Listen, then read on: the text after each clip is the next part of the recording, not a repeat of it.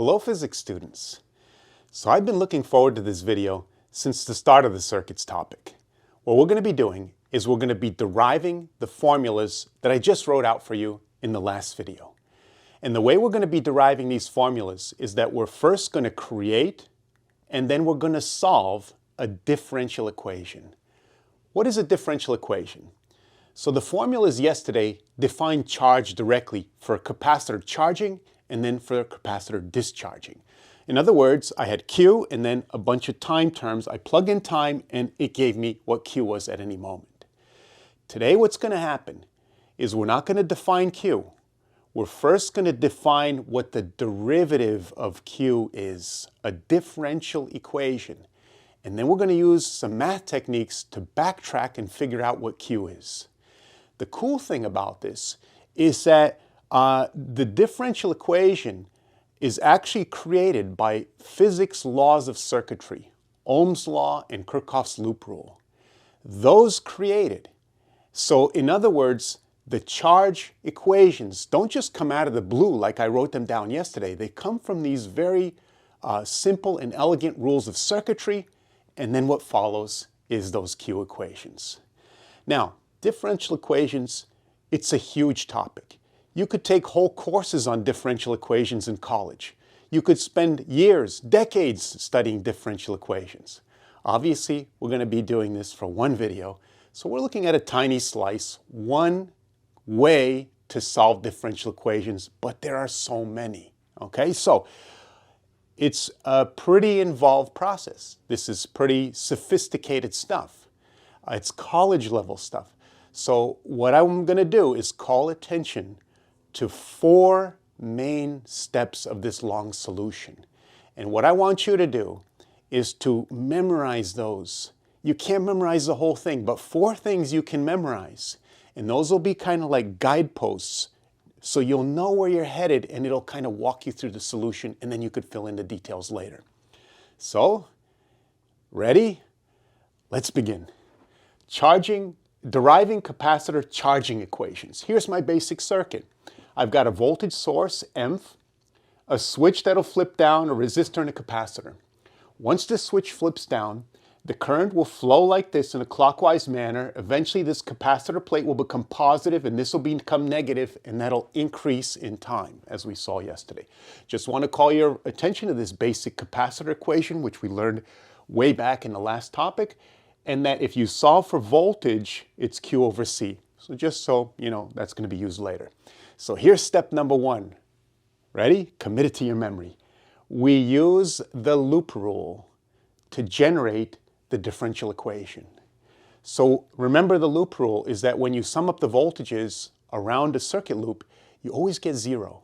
So, and I told you that a good way to think about it is imagine yourself as a tiny ant with a tiny voltmeter, and you're going to go around, measure the voltage around the circuit. So here's our point. We're going to start at A. Our ant will start at A.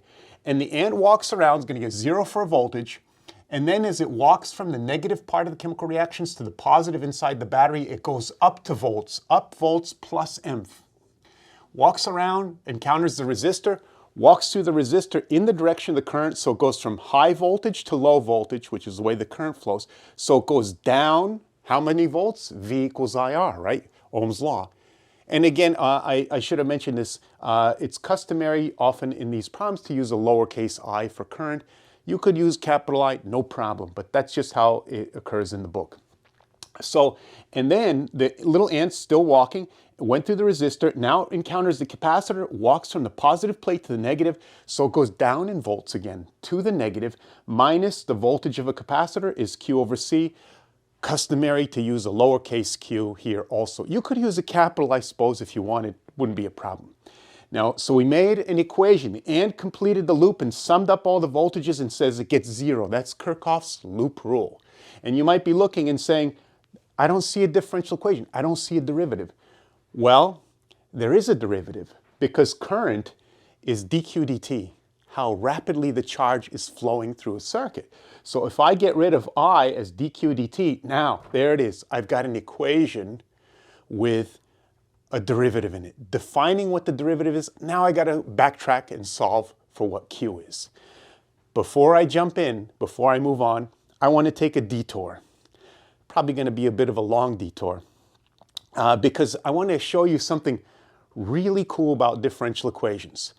This is not part of the course. It's not part of the test. So you don't have to really commit it to memory, but just listen because it's kind of interesting. So the thing about differential equations is they are very hard to solve. Not all of them, but some of them are. In fact, it's very easy to write a differential equation for which there's no solution for. So I took differential equations in college, and then I had an opportunity to take electives. And so I saw this course, and I couldn't resist. Here's the book. All right, I'll bring it closer. Nonlinear Dynamics and Chaos. How do you not enroll in a math class like that? I just thought, well, this sounds cool. And it was a blast, this course. So just to give you some examples of the things we studied, we were modeling systems that were nonlinear differential equations that were chaotic. So what does that mean? Well, one of the things that we modeled, lots of cool examples, and it was like this free course where you're just modeling things with math. Give you an example, imagine a predator-prey population. You got an island with a bunch of wolves and a bunch of deer. Big island, right? So if you imagine there are not many wolves, but there are a lot of deer. The wolves have a lot to eat and they're reproducing. Every little wolf pup survives, so the wolf population starts growing. Because the deer are high, it drives and creates a derivative, an increase in the wolf population. But then when the wolf population gets too high, they're eating all the deer, and the deer, because based on the number of wolves, it creates a derivative in the deer population and makes them decline. Now there's hardly any deer. The wolves starve and they die. And now the deer respond because there aren't many wolves. So you got this system of going up and down, wolf, and you create a math model that defines the derivative of the wolf and deer populations based on biology, resources, and you try and model that. Really cool stuff. We modeled insect populations, insects' behavior. We even decided, what could we model that's chaotic? The most chaotic thing we could think of? Romantic relationships. We really tried to model different kinds of romantic relationships and to try and derive what the emotions were. And the problem was that you could never, in most cases, once you define the differential equation, figure out what the functions are. So you were at a loss to come up with a solution like we will today. But there were other ways we could still figure out what would happen. One of the ways is computer modeling with just brute force. But another way was to look at the math formula, the differential equation, and be able to read what it's saying and figure out the answer just by reading what the differential equation says. Let me give you an example with this differential equation right here. I'm going to create a little room in our notes over here. And so it defines what the derivative of Q is. What is Q, though? You don't have to write this down, by the way. Don't write it down. It'll just mess up your notes. So imagine we say, we know the capacitor begins with 0 charge. So we know the function begins down here. So this part of the formula is 0 in the beginning. Now, if you look at the differential equation, it's saying that these two things have to combine to 0. How can that happen? It means that the derivative, the slope of the function, has to be some positive number. So when you multiply these together, you might have like 10 minus 10 equals 0. So I know the function starts like this, sloping upward. And that means that Q, a short time later, is no longer 0. So this term isn't 0 anymore. So now what happens, because these two things negate the voltage of the battery, this sudden appearance means that this term has to get smaller. Like, for example, I said 10, and this was 10. Well, what happens when this becomes 1? Then this has to be 9.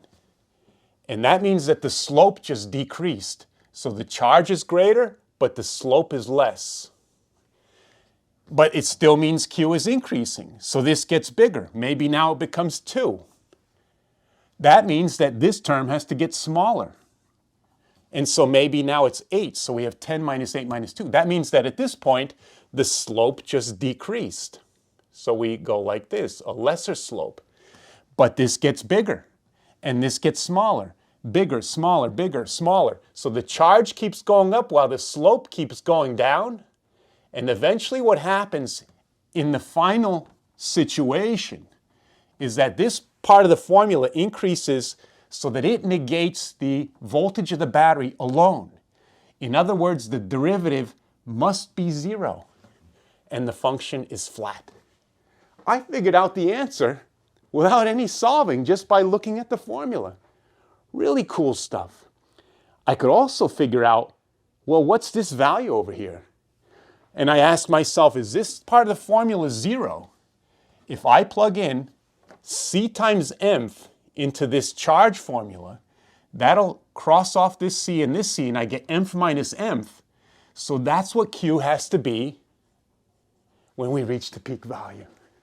All right, I don't know how long it takes, but I got the shape and the final value. That's really cool stuff. Reading the math, all this math, it says something if you know how to read it. Well, let's continue. I'm making a long video, even longer, but I hope you thought that detour was worth it. I did, okay? All right, so detour over. Let's continue with this solution. Step 1, we made the loop rule. We made the differential equation using the loop rule. Step 2, we have to separate the variables. What that means is we've got to get all the Q terms on one side and all the time terms on the other, because that's what we have, a Q versus time relationship. So the first thing I'm going to do is move this term to this side. And that leaves on this side mth minus Q over C. So since we've reached the end here, let me create a pause to give you a chance to catch up. All right, let's move on. Next thing I'm going to do, and you might not see why yet, but you'll see in a second, is I'm going to find a common denominator on this side. And the way I could do that is I could multiply this by C over C. And now I have a common denominator of C. So these two terms combine into a numerator like this. And the reason why I do this is because when you're separating the variables, you should never add Q to both sides or subtract Q. You should only be moving the Q around by dividing or multiplying. Otherwise, you won't be able to make a meaningful integration later. So next thing I'm going to do is divide by this entire numerator to bring this, see, I got Q's on both sides. So I'm going to bring that whole numerator down here. And then I'm going to bring the R on this side, and I don't want time here because I got Q's, I got to have time on the other side. So I've separated the variables. All Q terms here, all time terms here. I've completed step 2. Step 3. Now we're going to integrate both sides. So, integrate. What are the limits? I know my capacitor is starting uncharged. So I put in 0 for the beginning. And then it'll be some final charge, not necessarily the final, like after a long time, but some intermediate as it's building up its charge. We'll call that Q final at that instant. And the time goes from 0, I start my experiment with a stopwatch, I start, and some T final. Well, the right side's pretty easy to integrate. dt integrates to T, the easiest integral you could do. The left side, you would need a U substitution to really truly do, but basically it's like the natural log. We got dx over x or dq over q gives me the natural log. But if I did a U substitution because of this minus sign, it would create a minus sign there. I don't want to do a U substitution. It's going to make this too long, and I hope to get all the solution on one board so you could see it completely.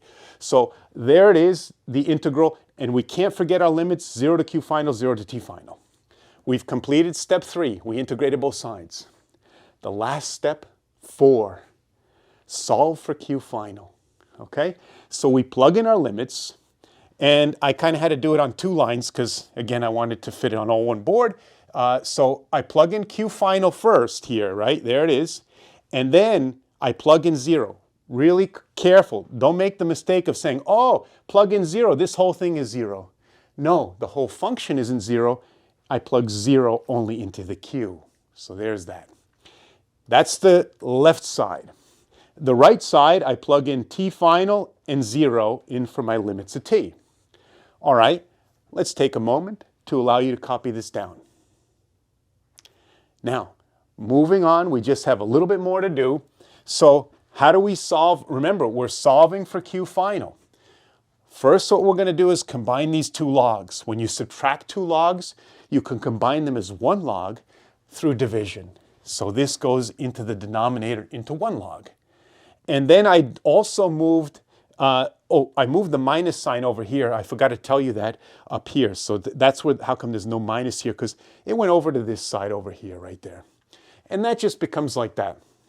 Now, I decided to drop the final little subscript just because I don't want it to look too crazy here. So then how do I get rid of natural log? The exponential. I take the exponential and then I put both sides of the equation into the exponential. So what I have here is e to the log, and then the e in the log, just leave us the argument. And then I have e to this, which leaves that. And then just a little algebra. I could move this cm to the other side, add q, move this over, subtract, and then factor. I did a few algebra steps, again, all at once to basically fit everything into the board. So that's that. And then we also want to, oh, I almost skipped it. I should just point out, there it is, right? The formula I just wrote out of the blue, picked it out of the sky. There it is, the charge on a capacitor. Not today, right? We derived it from Kirchhoff's loop rule and Ohm's law. Really cool stuff. All right, we also want to know the current as a function of time. So I can take this equation, and I know that the current is the derivative of the charge. So that's what I'm going to do. But to facilitate taking the derivative, I'm going to distribute the c times nth to both the exponential and the 1. And then the derivative of c times nth, those are constants, 0. And then the derivative of the exponential is just the exponential. But then you have to use the chain rule times the derivative of what's inside the exponential, which is the derivative of negative t over rc is just negative 1 over rc. There it is. Now, if you notice, the c and the c go away, the minus and the minus go away, and there it is, nth over r, the original current, times the exponential. Really cool. All right, so let me create a pause to allow you to copy that down. And then what I want to do, now that you copied this down, let's first take a look at it. What a beautiful solution, and appreciate the rich math in there. Okay. Then, after appreciating the beauty of our solution, I just want to also maybe at this point create another pause. And what I want you to do in this pause is to look at the 4 steps and try, and well, not try, commit them to memory. Close your eyes. Can you say the 4 steps? Don't move on until you can close your eyes and list the 4 steps. Okay, so one last thing before we are going to be halfway done. So, as I said, a long video. So one last thing that I want to do is graph that. We saw the graph already, so this is kind of review. Make a little room here. So the charge as a function of time, c times nth is the final value, and it's this 1 minus exponential function that peaks out at c times nth. And then the current as a function of time. As we can see, it begins at nth over r, and then exponentially decays.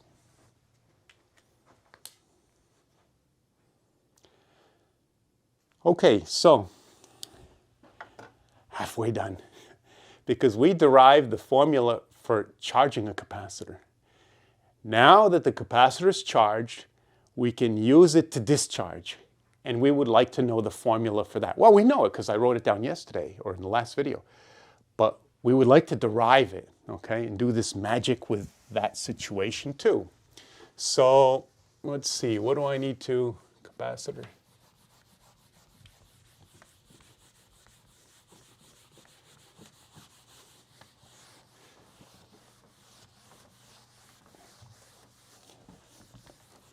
Okay, so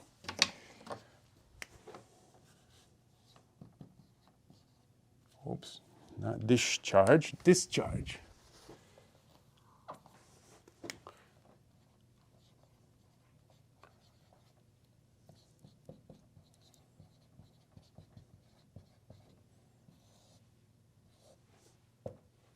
All right, here's the circuit. So instead of the battery, we've got a capacitor that's charged.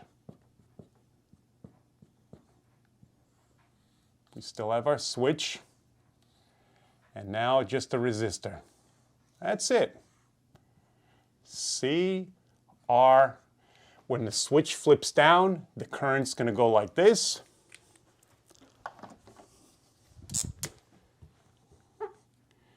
And we have to, well, I was about to say it, but let me test you. Step 1. What is it? Remember the 4 rules? Well, I would, if we were in class, I would say, I'm not going to go on until somebody tells me the first step. Hopefully, you're saying in your mind, or maybe saying right to the screen, 1.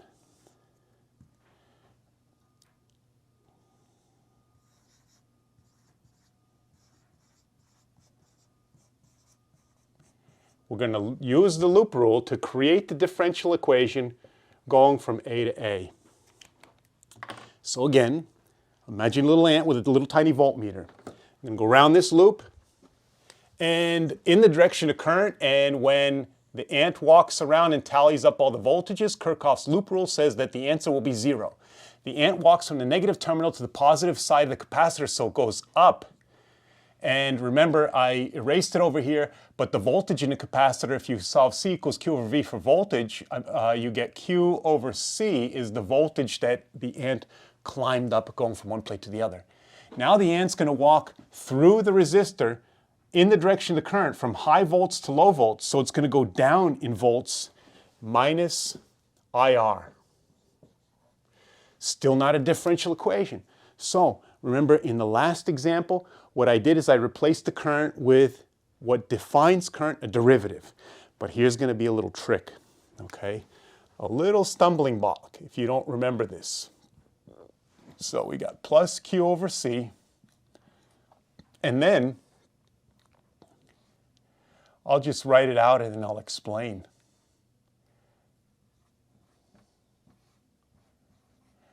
All right, a little minus sign, an extra minus sign. Where did that come from? Well, think about this. The charge on this capacitor is going down. We know it's going to deplete.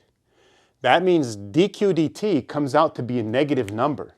So I want to plug in positive current because otherwise it's going to introduce an extra minus sign. So if I want to plug in positive current, but the derivative is negative, I need an extra minus sign, so it'll be minus minus, and then this whole thing will be plus over here. A little trick. You will not get the right answer if you don't know that.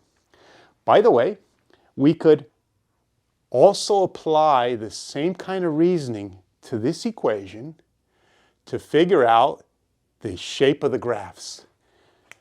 Don't write this down because it's a detour, it's not part of the course. So we know the capacitor's starting full of charge at Q0. Okay, so what would happen if I plugged in Q0 over here? What I would see is that in order for this whole thing to be 0, the derivative here has to be some negative amount.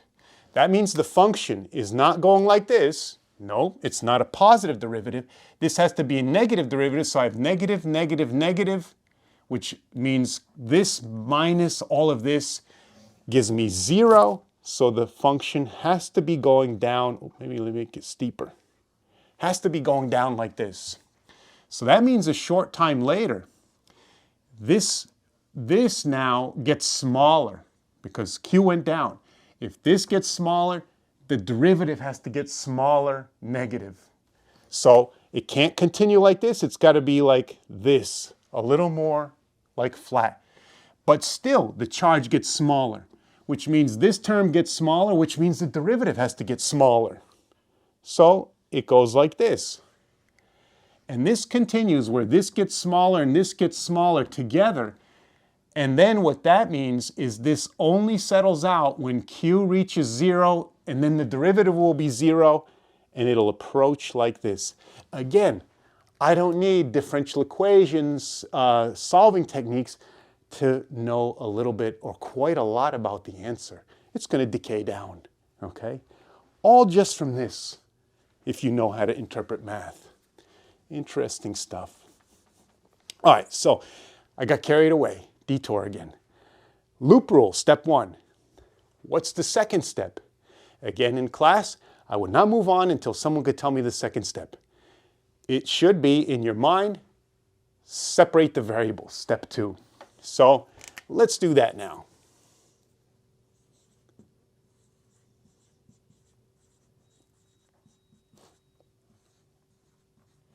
That means we've got to get all q terms on one side and all time terms on the other. Let's start by subtracting this over to the other side, because this is plus, right? So we'll subtract this to the other side.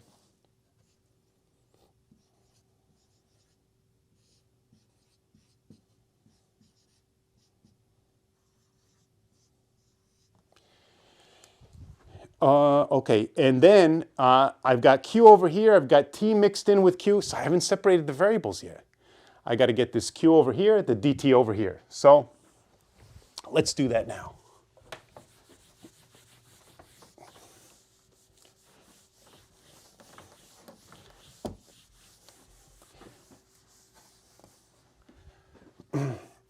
All right, so I'll divide by q. I have dq over q.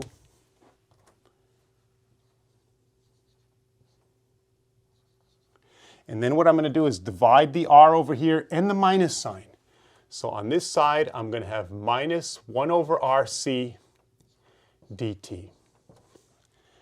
We have separated the variables. All q's, all times, constants mixed in. Step 3.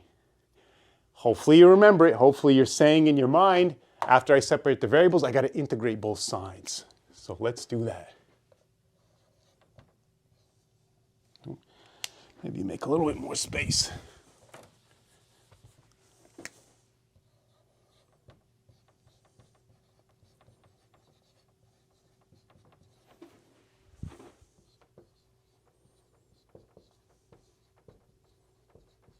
Okay, so integrating this side.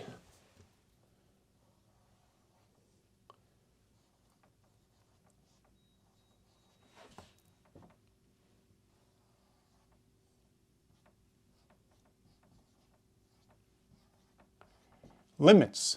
Well, we know the capacitor's starting fully charged.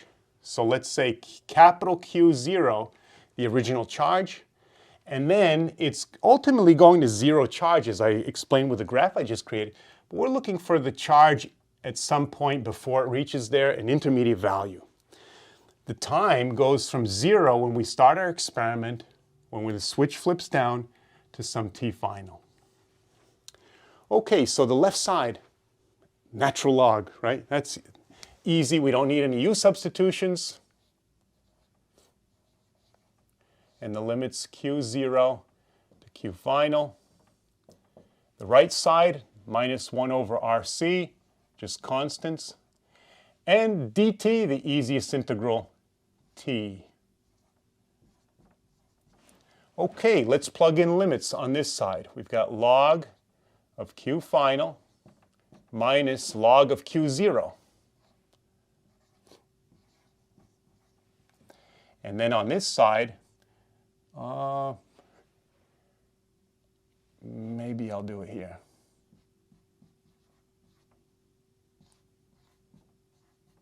Yeah, it's a good call. Okay, so there it is. We've integrated both sides. I forgot. I should have put a step over here. Might as well fix it up. I want this to be nice. Okay. Step 4. I integrated both sides. What's step 4? You should be saying, I know what that is. Solve. I got a little excited. I went to solving it before I, put the signpost down. So again, log of Q final minus log of Q0. Well, maybe I could fit it all on one line now. Minus 1 over RC, T final minus 0. Okay.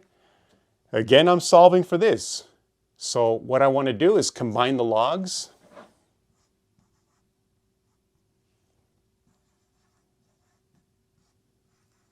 And you could do that by creating a fraction inside the natural log function.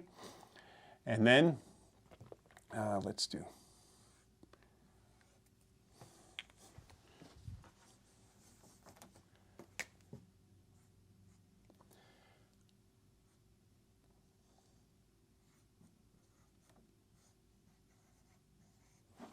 Now, again, I'm solving for Q final.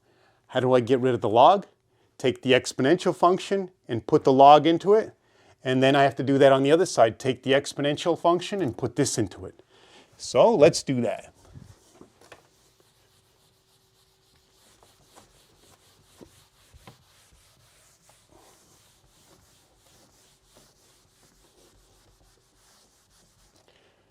Okay, let me create a pause first to allow you to copy this down. Okay, so the exponential function gets rid of the log, Q over QF, Q0. Okay.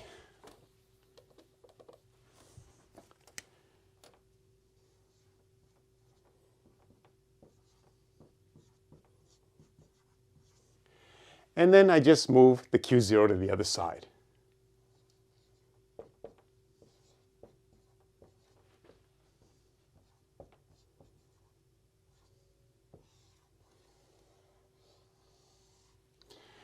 A reminder that I could replace this RC by tau if I wanted to. That's the time constant defined as R times C, tau, the Greek letter for like in the torque equation. Now, that's the Q. And now I also want to get the current function. So we could say that I equals the derivative of Q with respect to time, which will equal the derivative of that.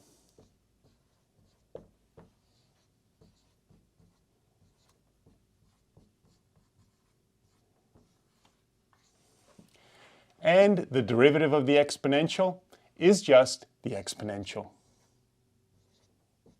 However, that would be true if we had just e to the t, the derivative would be e to the t. But we've got a function in there, so we've got to use the chain rule, multiplied by the derivative of that term minus t over RC, which gives us minus 1 over RC. And we combine the constants in the front. Oops, I forgot the minus sign. Oh, look at that, right? Back here, like how I explained that we need a minus sign in here. So because the charge is decreasing and we want the current to come out positive. So that gives us Q0 over RC e to the minus t over RC. There is the current. So the initial current in the circuit is that Q0 over RC, and then the function drops. Let me create a pause to allow you to copy this down.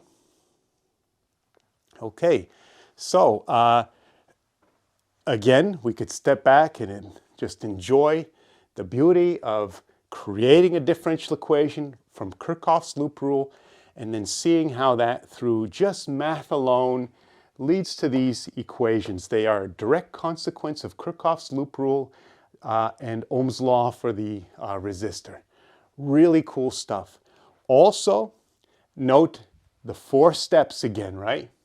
So when you go back and study this solution, just try and remember those signposts and then work through from there. The details, you'll have to figure out most of those as you go along. I don't think it's feasible to memorize all this. But in the AP curriculum, you are responsible for creating these differential equations and responsible for possibly solving them too. Is it likely you'll have to create and solve a differential equation? Not a near certainty on the AP test, but it's likely that you might have to at least write a differential equation or interpret it or something like that. So that's deriving the equation. Oh, I forgot the graphs. Right, so let's not forget the graphs. I'm getting too excited today, jumping ahead. Okay, so this is a simple exponential decay, starting at Q0, decaying down the negative exponential with time. That's what that function is. And the current also starts at this term in the front, Q0 over RC, and decays down with time. Okay, so take a moment to jot those down also. All right, so I hope you had half as much fun as I did today. Then you had a blast, because I had a lot of fun creating and solving these differential equations. If you can follow along, you should pat yourself on the back. Congratulations, you're like going into college level stuff. Not easy stuff, but very rewarding. And maybe someday you'll come back to tell me about how you enrolled in a course like this and had as much fun as I did learning about chaos, okay? So, and differential equations. All right, that's it for today. I'll see you in the next physics video.